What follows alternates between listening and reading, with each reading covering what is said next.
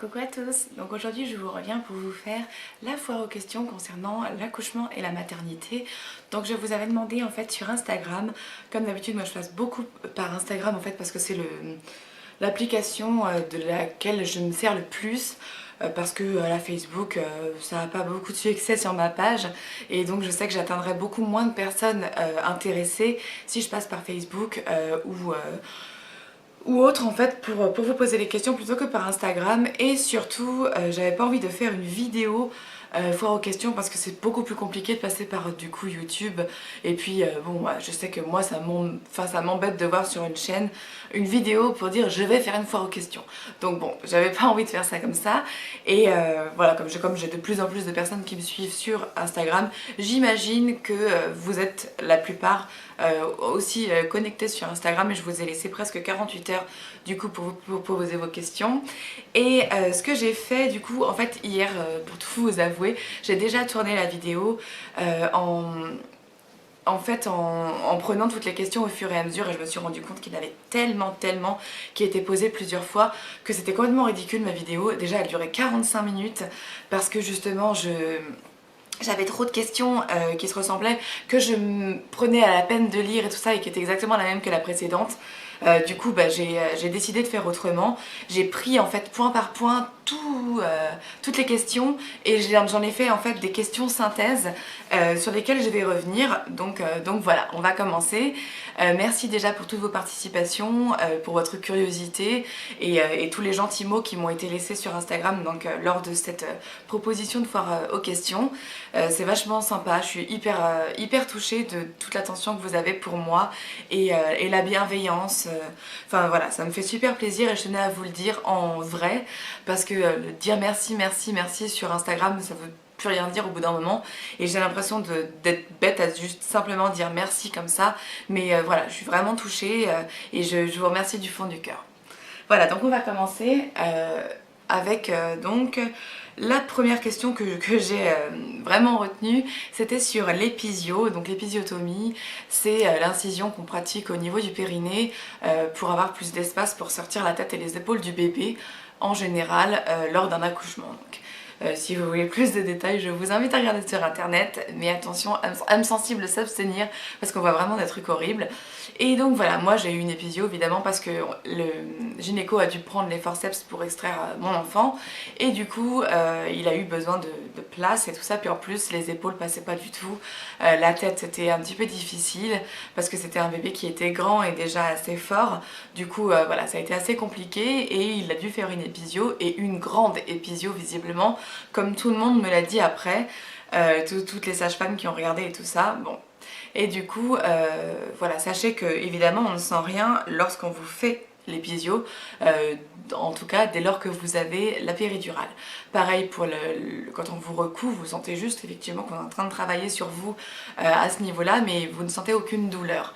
La douleur arrive à peu près, je dirais, 12 heures après, avec l'angoisse d'aller aux toilettes, non seulement pour les selles mais aussi pour les urines, parce que moi tout de suite on m'a dit vous allez voir quand vous allez uriner ça va vous brûler, tout ça. Donc voilà, j'ai eu super peur d'aller aux toilettes, ce qui fait qu'on a dû me ressonder la vessie après l'accouchement parce que j'arrivais pas en fait à aller uriner de peur. Donc voilà, après je pense que le fait qu'on m'ait sondé m'a vaccinée et j'ai pu aller aux toilettes juste après sans problème, heureusement. Donc voilà, et puis les douleurs que l'on ressent à l'épisio, donc après évidemment c'est surtout du tiraillement et il faut trouver une façon de s'asseoir qui ne tire pas en fait sur la cicatrice, sur les points. Et c'est ça peut-être le plus embêtant à trouver, et je dirais que là 2 semaines après, parce que là on est vraiment 2 semaines après mon accouchement, ça va mieux. Voilà, ça tire un peu mais ça va mieux. Disons qu'en fait on s'habitue un petit peu malheureusement à tout et là je me suis habituée à cette douleur qui est chez moi avec des hémorroïdes en plus, et c'est ça qui est peut-être le plus désagréable en fait à supporter parce que ça fait mal en fait tout simplement dès qu'on est assis, dès qu'on se lève ou qu'on marche un peu trop longtemps, voilà, c'est vraiment pas agréable du tout, mais bon tout ça ça va partir, je sais bien, donc je me fais pas trop de soucis pour ça, voilà, ça devrait partir. Et concernant les soins que l'on doit apporter à l'épisiotomie, moi, les sages-femmes m'ont dit qu'il faut se laver 2 fois par jour avec un gel douche, un savon au pH neutre. Moi j'utilise le Hydralair Apesia en mousse que je trouve très très bien. Franchement ça m'a permis de bien me nettoyer. Évidemment ça ne pique pas, rien du tout. Et puis je crois que ça lave bien parce qu'on m'a dit que l'épisio était, enfin la cicatrice, puisque les fils sont résorbables, on n'a pas à les enlever, c'est eux qui s'en vont tout seuls. Et là moi tout ce qui est à l'extérieur, déjà les fils sont partis en quelques jours et puis voilà, donc la cicatrice est propre. Il faut toujours que ce soit propre et sec. Alors c'est vrai que comme on perd du sang en même temps que pendant tout ce temps-là, malheureusement ça salit un peu la cicatrice et c'est pour ça qu'il faut vraiment se laver 2 fois par jour. C'est important pour que la zone soit saine en fait. Ensuite, j'ai eu beaucoup de questions sur la péridurale. Donc la péridurale, est-ce que ça fait mal quand on vous la pose? Alors évidemment, je suis peut-être pas la meilleure personne pour vous répondre parce que moi, je n'avais qu'une hâte, du coup, c'était qu'on me la pose tellement j'avais souffert 6h30 avant. Du coup, en fait, forcément, l'anesthésie locale, la xylocaïne ou je sais pas quoi qu'on vous met juste avant de vous piquer vraiment dans les vertèbres, fait un petit peu mal, mais je dirais que ça fait mal. Enfin, vous sentez une piqûre dans le dos, quoi. C'est pas désagréable, enfin, si c'est désagréable, mais ça ne fait pas mal. Et ensuite, voilà, on vous met la péridurale. Le truc que moi j'ai eu mal pendant, enfin, c'est pas très français, c'est parce que j'avais des contractions énormes en fait pendant qu'on me faisait la péridurale et il fallait pas que je bouge alors que je souffrais le martyre parce que j'avais 45 minutes en fait, 45 secondes pardon, entre deux contractions, le temps qu'elles s'arrêtent et qu'elles reprennent. Du coup, il a pas eu le temps de me piquer et de m'enfoncer le petit cathéter dans la vertèbre. Au moment où j'avais pas mal en fait. Donc c'était assez douloureux, mais je savais que c'était pour le meilleur après. Du coup en fait non, j'ai pas senti, moi j'ai pas senti de décharge dans les jambes comme certaines personnes ont ressenti. Donc ça va, franchement j'ai bien supporté. Et puis après évidemment moi je gérais les doses de péridurale que j'envoyais. Dès que les contractions commençaient à me refaire mal, j'en renvoyais. Franchement c'était assez bien dosé et donc non, moi j'ai très bien supporté la péridurale. Et oui, j'ai une personne qui m'a demandé si j'avais vécu la péridurale comme un échec. Alors toute ma grossesse, je l'ai dit que je ne voulais pas de péridurale, mais que si je ne supportais pas la douleur, évidemment, je passerais par la péridurale et que je ne considérerais pas ça comme un échec, évidemment. Donc non, je suis humaine et j'ai des ressentis, des sentiments et voilà, la souffrance fait pas partie des choses que j'aime vivre dans ma vie. Donc non, c'est absolument pas un échec, c'est plutôt même une grande victoire. Je suis juste dégoûtée de ne pas l'avoir demandé avant. Ensuite, donc concernant Marc, mon mari, j'ai eu pas mal de questions, donc réaction, implication. Donc réaction, il a pleuré évidemment quand le bébé est né. Pour moi c'était quelque chose de très important qu'il pleure parce que enfin, j'avais envie de le sentir évidemment concerné par cet accouchement, même si évidemment je savais qu'il le serait. Voilà, je voulais vraiment le voir heureux et intéressé par ce qui se passait et voilà, évidemment le fait qu'il pleure, qu'il a appelé ses parents après en pleurant de joie, tout ça c'était vraiment magnifique. Et concernant son application maintenant, son implication, voilà, c'est un super papa, il s'occupe bien du petit, on est tous les deux assez stressés, fatigués, exténués de pas savoir pourquoi il pleure et tout ça, mais bon voilà, après c'est tout à fait normal je suppose. Mais bon, en tout cas, il me supporte énormément, il m'aide beaucoup. Donc là, on est le dernier jour de son congé paternité. Donc demain, il reprend le boulot et donc il ne pourra m'aider que le soir. Mais voilà, enfin, en tout cas, c'est quelqu'un qui m'aide beaucoup.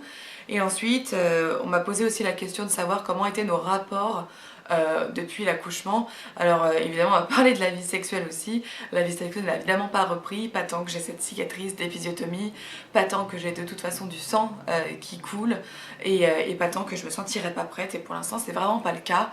Tant que j'ai des douleurs et que je suis fatiguée, je ne me vois pas reprendre une vie sexuelle et voilà, enfin c'est pas la priorité du tout du moment, ni pour lui ni pour moi, donc voilà, ça reviendra quand ça reviendra et voilà, je sais que ça va de mieux en mieux de toute façon au fil des jours, ma santé, donc tant mieux et c'est quelque chose qui reviendra naturellement j'imagine. Et sinon le temps qu'on a pour nous deux depuis l'accouchement, on a nos repas qu'on essaye de prendre entre deux biberons parce que c'est pas toujours évident. Et puis le soir on essaye quand même de soit lui joue à la console, je le regarde, soit on se regarde des reportages qui passent à la télé, soit un film.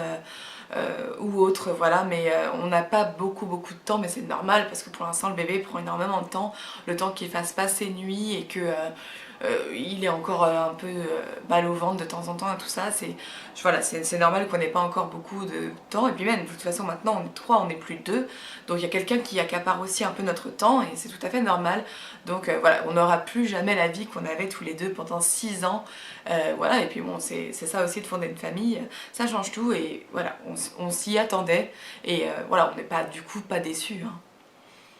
Ensuite, donc aussi par rapport à José, j'ai eu beaucoup de questions pour savoir comment il avait réagi à la venue du bébé et tout ça. Donc on lui a fait sentir, parce qu'il est très curieux évidemment, il n'avait jamais senti de bébé vraiment nouveau-né et tout ça.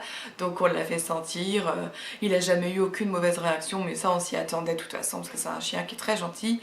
Et donc aujourd'hui, c'est marrant parce que quand le bébé pleure la nuit, José saute sur notre lit comme pour nous réveiller, comme si on n'entendait pas. Et bah, c'est marrant, il réagit en fait. Et puis il est très curieux de le sentir tout souvent. Je sais bien qu'il a envie de le lécher, mais on le laisse pas faire. Parce que c'est un chien qui lèche beaucoup aussi. Mais voilà, non, aucune mauvaise réaction avec José et le bébé, c'est top. Ensuite, concernant le choix du prénom, comment, pourquoi? Alors comment on a choisi? On avait choisi donc un prénom, comme je vous avais dit, très original, dont je ne vous révélerai pas l'origine et tout ça. Je ne vais pas vous le dire parce que si jamais on a un deuxième enfant et que c'est un garçon, on lui donnera ce prénom-là. Donc on le garde pour l'instant pour nous.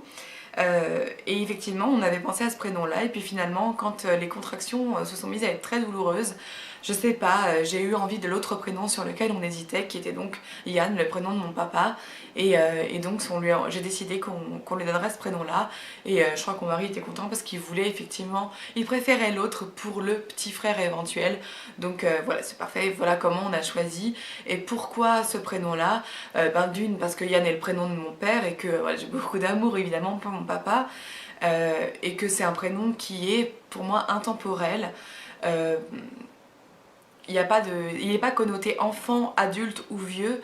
Yann, c'est vraiment pour moi, ouais, ça passe partout. En plus de ça, c'est un prénom breton, et vu que mon mari est portugais, que mon enfant donc a un nom de famille portugais, moi aussi d'ailleurs depuis le mariage, voilà, on avait envie de lui donner un prénom qui soit français en fait, soit en rapport avec mes origines à moi, et du coup bah, non seulement il est français mais il est breton, donc ça tombait bien. Et puis Marc a toujours adoré ce prénom là, Yann, depuis toujours, avant même de me rencontrer, donc c'était cool que ça puisse se goupiller. Donc voilà, on a choisi ce prénom là et on est assez content. Donc effectivement ce n'est plus le prénom très original qu'on avait choisi, et donc je ne pense pas que Yann soit un prénom très original, comme j'ai eu des questions là-dessus aussi, je le dis. Ensuite, concernant la valise de maternité, on m'a demandé ce qu'il me manquait et ce que j'avais en trop. Donc ce que j'avais en trop, c'est clairement la couverture qu'on avait pris et qui prenait beaucoup de place dans la valise. Tiens. Voilà, sinon, donc il n'y avait que la couverture que j'ai pris en trop pour moi, parce que j'avais pris beaucoup de body, ça j'ai pas regretté parce que j'en ai vraiment eu besoin. Par contre j'ai manqué de pyjama en un mois, parce que là du coup moi il met du un mois en ce moment, du 3 mois pour les vêtements, du un mois pour les pyjamas, et du 3 mois pour les bodys maintenant, parce que les 1 mois ils sont quand même assez, on sent qu'il est à l'étroit dedans, donc c'est pas très agréable pour lui, même si on continue à lui mettre parce qu'on en a pas assez encore en 3 mois, du moins pas à manches longues, donc on attend un petit peu, mais sinon oui, donc sinon j'avais pas assez de pyjama effectivement, parce que comme il régurgitait pas mal à la mater, on a sali beaucoup de choses. Du coup ma belle-mère a dû aller racheter des pyjamas gentiment, et nous faire une machine pour qu'on ait assez de choses. Donc ouais, moi je dirais qu'il faut quand même une dizaine de pyjamas en taille 1 mois ou naissance, selon ce qu'on vous dit que votre bébé et quelle taille il fera. Sachez que moi voilà, il mettait du 1 mois, donc du 54 cm, faisant 55 cm et demi à la naissance, donc ça va encore, hein, le 1 mois. Si on vous annonce un bébé grand, le 1 mois ira, et si on vous annonce un bébé petit, prenez de la naissance. Voilà.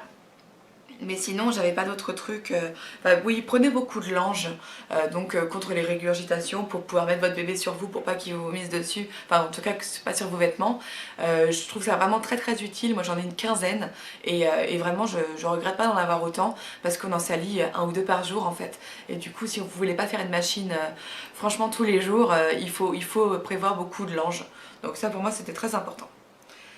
Donc voilà, ensuite, mon ressenti en tant que maman directement, est-ce que j'ai ressenti le fait d'être maman directement? Non. En fait, j'avais l'impression qu'on simplement me donnait un bébé et que c'était lui, et puis voilà, enfin, j'ai pas ressenti vraiment de... L'instinct maternel, en fait, vient au fil du temps, c'est quelque chose d'acquis, enfin,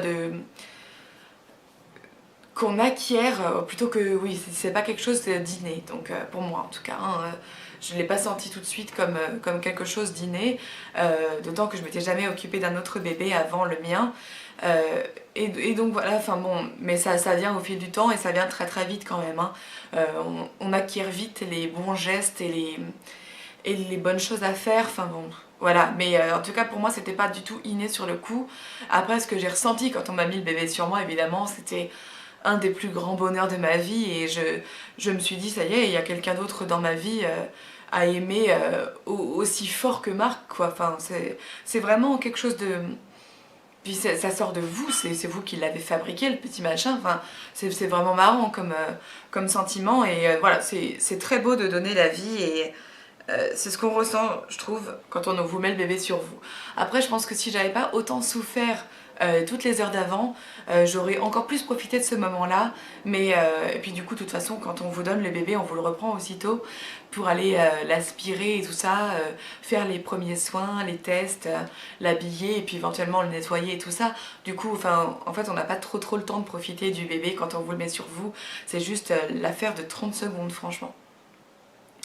Ensuite, est-ce que l'accouchement m'a changé? Voilà, j'ai eu cette question-là et je la trouvais un petit peu spéciale. Non, j'ai pas l'impression que le fait d'accoucher m'ait changé, si ce n'est que j'ai vécu la plus grosse douleur de ma vie. Voilà, mais après, sinon, j'ai pas l'impression d'être une autre personne depuis que j'ai accouché. Même si voilà, je suis devenue une maman, je pense que je suis toujours la même au fond. Ça ne change pas. Mais voilà, je sais pas. En tout cas, peut-être que ça me changera pour plus tard, que j'apprendrai à être plus patiente face aux pleurs du bébé et tout ça, parce que c'est vraiment ce qui est le plus difficile en fait quand on vous confie un bébé dans votre vie, c'est que vous le connaissez pas, vous connaissez pas ses réactions et lui ne peut pas vous expliquer ce qu'il ressent et tout ça. Du coup, quand son seul moyen de vous exprimer quoi que ce soit, c'est de pleurer et voilà, il faut s'y faire et c'est pas facile du tout dans les débuts en tout cas. Ensuite, quels sont les produits que j'utilise pour mon bébé? Donc au quotidien, il y a la Biceptine pour le soin de cordon encore. Donc je sais que la Biceptine est assez controversée parce qu'on dit que sur la notice c'est marqué qu'il ne faut pas l'utiliser pour les nourrissons. Moi on me l'a donné à la maternité la Biceptine et on m'a demandé d'en acheter. Donc c'est ce que j'ai fait et pour l'instant je l'utilise. Le cordon n'étant pas une plaie mais simplement une cicatrice. Je pense que c'est pas du tout la même chose que de l'utiliser sur une plaie, sur un bébé. Je pense que c'est ça que ça veut dire dans la notice et c'est pour ça que c'est pas contre-indiqué chez les nourrissons pour le soin de cordon. Ça sert juste de toute façon à assainir et à sécher pour que le cordon tombe plus vite. Bon, nous il est presque tombé le cordon là, ça fait 2 semaines qu'il est né et donc je pense qu'il va bientôt partir dans les jours qui arrivent. Donc on utilise la Biceptine et des compresses pour le soin de cordon, des compresses et du sérum Phi pour laver les yeux. Et puis moi je lave aussi le visage et le cou avec le sérum Phi. Ensuite pour la douche, moi j'utilise le gel douche Chlorane bébé qui sent très très bon et même le bébé sent toujours bon le lendemain.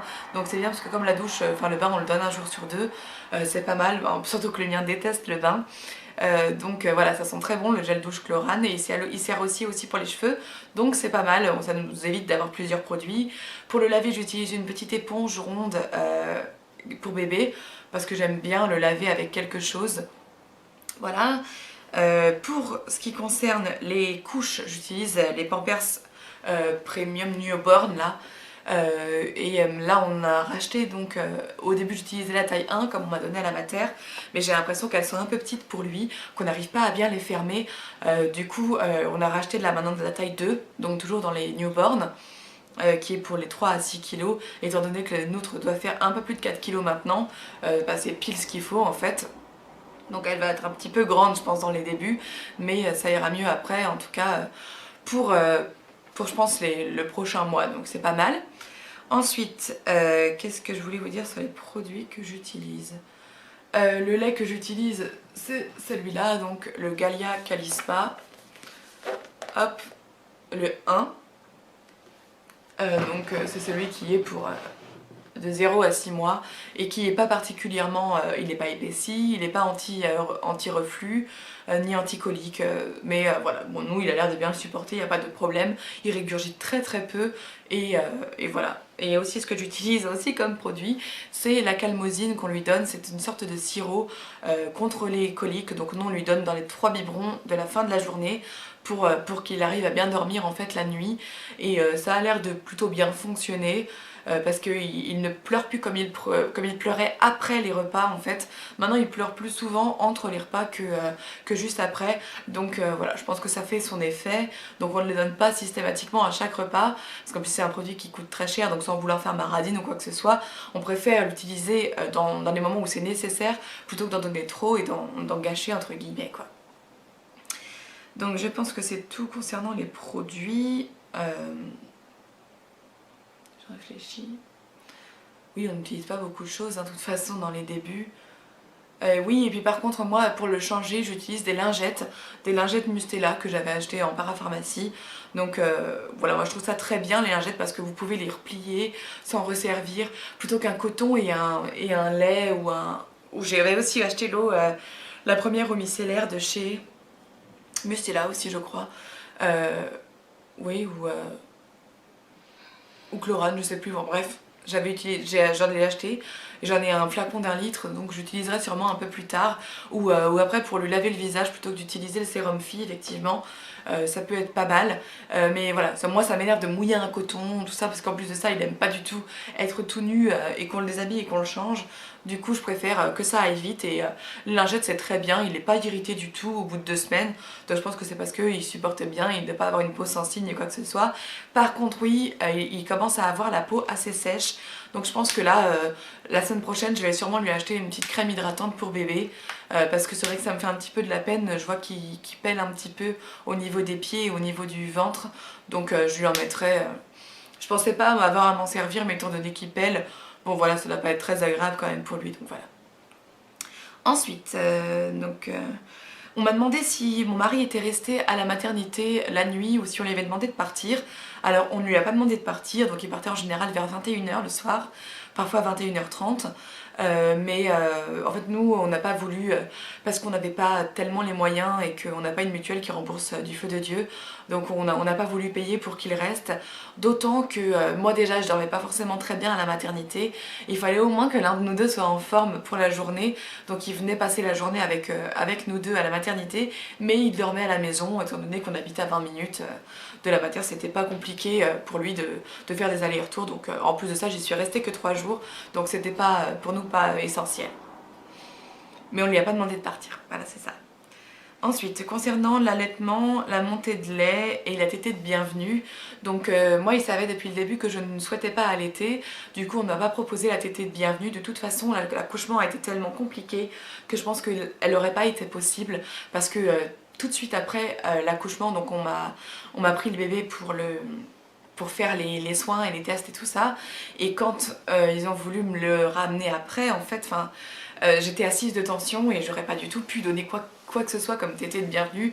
De toute façon, honnêtement, j'y tenais pas du tout, donc ça n'a pas été fait, ni proposé d'ailleurs, et je n'ai pas eu de montée de lait du tout, parce qu'on m'a donné des comprimés anti-montée de lait, du coup directement à la maternité, ce qui a fait que j'ai pas eu de soucis après de montée de lait. Tant mieux, parce que c'est vrai que je l'aurais pas forcément très bien vécu. Je m'en serais voulu en fait de pas l'allaiter si j'avais des montées de lait. Donc je suis très contente et je remercie la maternité de m'avoir donné ces comprimés, parce que c'est pas partout maintenant qu'ils les donnent. Donc voilà, c'est très bien. Et de toute façon, étant donné que mes seins n'avaient absolument pas bougé durant la grossesse, je suis même pas sûre que j'aurais pu allaiter. Donc bon, on ne sait pas, et puis tant mieux, ça m'arrange. Ensuite, quelqu'un m'a demandé si je souhaitais donc un autre enfant. et quelle était la différence d'âge idéal pour moi entre les deux enfants. Alors pour l'instant non, je ne souhaite pas d'autres enfants, c'est beaucoup trop tôt pour penser à ça je pense. Mais si jamais on devait faire un autre enfant, comme on le souhaite en fait dans l'idéal, parce qu'on n'a pas envie d'avoir un enfant unique, ce serait d'ici 3-4 ans en fait, histoire déjà d'avoir plus les moyens et d'avoir une bonne situation physique en fait, d'avoir totalement oublié les galères de cet accouchement là et puis enfin avoir assez profité aussi de notre petit bébé qu'on a actuellement. Moi j'ai vraiment envie de lui donner tout mon amour pour pouvoir après passer à un autre petit et que lui ne se sente jamais lésé en fait. Donc voilà, ensuite on m'a demandé s'il y avait du temps pour moi ou pas. Alors oui, c'est simplement une question d'organisation je pense. Je réussis à faire un peu de ménage, je réussis à faire donc des machines, à m'occuper de mon appartement. Je réussis à prendre 2 douches par jour et à me maquiller tous les jours depuis quelques jours là, donc je pense que oui, j'arrive à avoir du temps pour moi. Là j'arrive à filmer, ça fait 25 minutes maintenant que j'ai lancé la vidéo, ça fait plus d'1 heure qu'il est dans sa chambre tout seul. Là pour l'instant il pleure pas donc c'est très bien. Donc voilà, entre 2 biberons, étant donné que nous il boit à peu près toutes les 3 heures, 3 heures et demie et que le biberon dure 1 heure parce qu'il boit très lentement, on a à peu près 2 heures, 2 heures et demie entre chaque biberon. Donc il faut en profiter soit pour dormir si vous dormez pas la nuit, soit pour faire des choses que vous avez envie de faire. Voilà, c'est une question d'organisation, mais je pense que tout est possible en fait dès lors que vous n'allaitez pas, encore une fois, parce que j'ai entendu dire que les femmes qui allaitent, c'est beaucoup plus souvent que celles qui donnent le biberon. Je pense que c'est parce qu'on donne plus à manger avec un biberon qu'avec l'allaitement au sein. Et du coup voilà, c'est pas... Je suis contente d'avoir cette solution parce que du coup ça me permet quand même de me reposer un peu et surtout de m'aérer un peu la tête, d'écouter de la musique, de pouvoir chanter, voilà, me maquiller parce que j'aime bien ça et tout ça. Donc ça pour moi c'est important et je suis donc contente d'avoir trouvé moi un rythme qui me permet de le faire. Et ensuite, j'ai eu une question qui m'a très intéressée, c'est la dernière, c'était qu'est-ce qu'il me manque le plus de ma grossesse. Et je pensais jamais dire ça et c'est marrant parce que je l'ai vraiment dit aussi dans les derniers jours de ma grossesse. En fait c'est le ventre qui me manque, c'est le fait d'avoir un bébé dans mon ventre, les mouvements et tout ça. C'est vrai que c'est... Sur le coup, j'avais envie d'accoucher et du coup je me rendais pas compte que c'était vraiment sympa de ressentir ça. Mais voilà, c'est vrai que du coup maintenant ça me manque un petit peu. Sans dire que j'ai hâte de re-être enceinte pour ça. Mais c'est vrai que en fait c'était sympa de ressentir ça, c'était sympa aussi d'avoir l'attention des gens en tant que personne enceinte et pas en tant que... Enfin maintenant c'est le bébé que les gens, qui intéresse les gens, c'est tout comme c'était le ventre parce que le ventre était le bébé. Et du coup c'est vrai que ça c'est assez marrant de voir que du coup on a moins d'attention, j'ai l'impression, quand on a accouché que quand on est enceinte. Et du coup c'est vrai que ça peut manquer un petit peu, sans dire que non plus que ça me manque à mort, hein. J'ai toujours beaucoup d'attention non seulement de mon mari, de ma famille, de mes amis et tout ça, mais c'est vrai que du coup ça fait bizarre de plus être enceinte. Et donc ce qui me manque de ma grossesse c'est le ventre. Parce qu'après le reste, bon c'était pas tout rose non plus la grossesse et voilà. Moi c'est pas quelque chose que j'ai adoré. Donc voilà, mais le ventre me manque, voilà, c'est ça. Donc j'espère que j'ai assez répondu à vos questions de manière assez précise. Il y a sûrement des questions auxquelles je n'ai pas répondu parce que j'ai pas pu répondre à toutes les questions qui m'étaient posées, mais je crois que les thèmes ont été plus ou moins respectés. Celles qui n'ont pas... qui m'ont posé des questions auxquelles j'avais déjà répondu bien avant, pendant la grossesse et tout ça, je vous invite du coup à regarder les anciennes foires aux questions que j'avais parce qu'il y a beaucoup de questions dont j'ai donné les réponses dans ces foires aux questions là. Voilà, donc je vous embrasse très fort, encore merci à toutes pour vos vues, pour vos suivis, vos likes et vos commentaires sur Instagram auxquels je ne peux pas forcément répondre. Je vous embrasse très fort et à très bientôt.